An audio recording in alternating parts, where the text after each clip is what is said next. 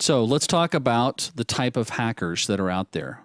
Yeah, believe it or not, besides ethical hackers, we have several different types. The first one we refer to as a black hat. Now, a black hat is an individual who's doing the type of attacks where they don't have permissions or authorization to be on that network or to do what they're doing. Typically, the things that they are doing, they're breaking the law. The other type of hacker that we have is a white hat. Yep, that's the white hat. The guy, the cowboy with the white hat. These are the good guys. Black hats, bad.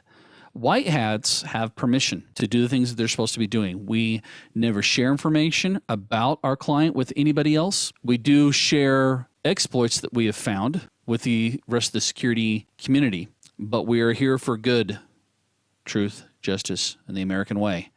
Then we also have what they refer to as gray hats. Gray hats are hackers that kind of, you might think of them as black hats that have been reformed. They can also, in some cases, a gray hat could be somebody based off of who's paying them and what they're trying to accomplish. One moment they may be a black hat, next minute they might be a white hat. Typically, gray hats are kind of hard to trust when you think about it. We also have suicide hackers.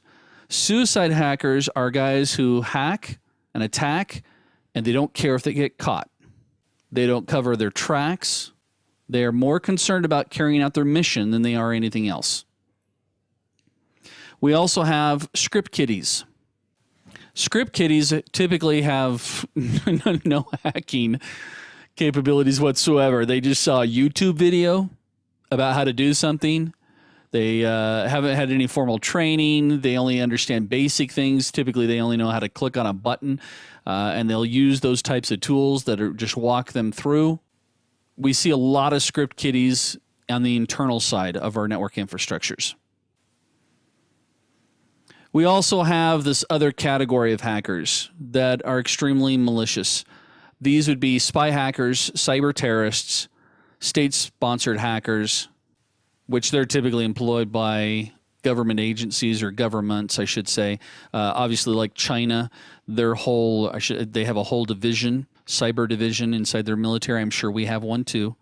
Our cyber terrorists, these are guys who are going to be motivated either by religious or political beliefs. The cyber terrorists typically have a tendency of being very similar to suicide hackers. They really don't care. And the spy hackers are usually people that your competitor has employed to try to get a hold of any type of intellectual property. That could also be a state-sponsored hacker as well, because we all know that there's been several cases and several articles about how certain countries have come up with trade secrets from other companies or even from other military organizations. So again, they're kind of their own class of hacker. So let's talk about this one particular one, or this particular phrase. It's called hacktivism. Hacktivism is somebody who hacks based off of some type of a drive, and that drive could be political, it could be social, it could be ideology, it could be for vandalism, for protesting, to humiliate. There's some type of drive behind that particular attack or that person. When it comes to political agendas, we see this happen quite a bit where they may deface or disable websites. As I mentioned before, we've seen some really interesting things take place, especially when military operations are about to take place. Certain websites may go down. Another great example of, or another way to define a hacktivist or a hacktivism is who are the targets. Again, typically they're government agencies, but they could also be companies. As I mentioned before, one of the biggest targets, besides the military and the big companies like Apple and Microsoft, beef.com, the beef industry, tons of hacktivists, from animal rights activists. We also see eco activists go after certain industries.